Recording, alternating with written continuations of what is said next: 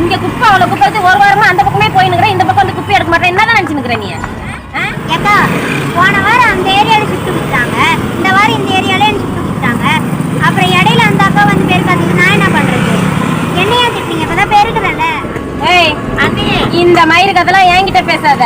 என்ன ரொம்ப வாய் கிழியுது?